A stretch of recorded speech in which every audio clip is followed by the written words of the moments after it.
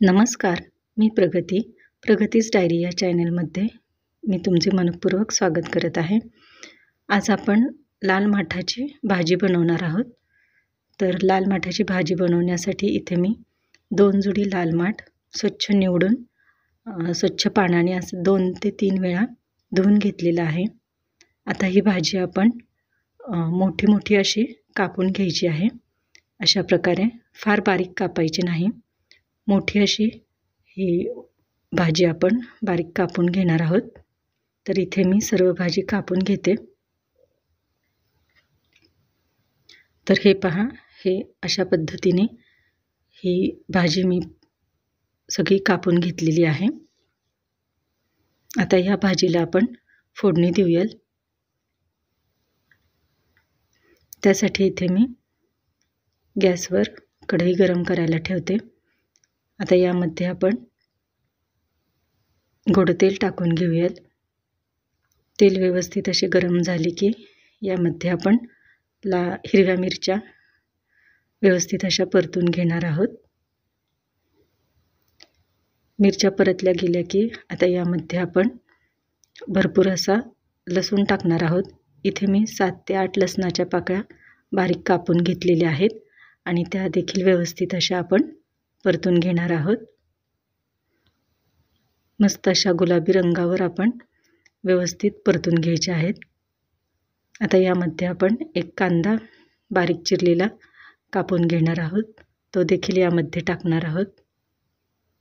कांदा व्यवस्थित असा परतला की मग यामध्ये आपण भाजी टाकून घेणार आहोत. भाजी देखील आता आपण व्यवस्थित परतून घेणार आहोत. व्यवस्थित अशी कांदा लसूण यामध्ये आपण ही भाजी मिक्स करून घेऊया आणि भाजी व्यवस्थित अशी परतल्यानंतरच आपण यामध्ये मीठ टाकणार आहोत. आता ही भाजी आपली व्यवस्थित अशी परतून झालेली आहे. आता यामध्ये आपण चवीनुसार मीठ टाकूया.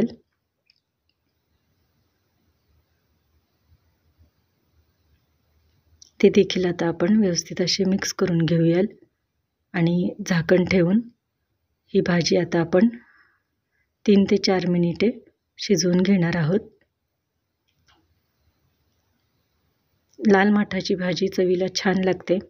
गरम गरम चपाती भाकरीसोबत अवश्य तुम्ही या भाजी खावा. आता 3 ते 4 मिनिटानंतर झाकण उघडल्यानंतर पहा, भाजीला आपल्या पाणी सुटलेले आहे. भाजी आपली बऱ्यापैकी शिजलेली आहे. हे पहा, भरपूर असे पाणी सुटलेले आहे. आता झाकण न ठेवता आपण ही भाजी शिजवून घेणार आहोत. यातील पाणी पूर्णपणे आटवून घेणार आहोत. यामध्ये तुम्ही ओला नारळ किसून घातला तरी देखील चालेल. मी इथे घातलेला नाहीये. अशी देखील ही भाजी छान लागते. आता पाणी आपले व्यवस्थित असे आटलेले आहे. गॅस बंद करूया आणि हे पहा, ही आपली लाल माठाची भाजी तयार आहे.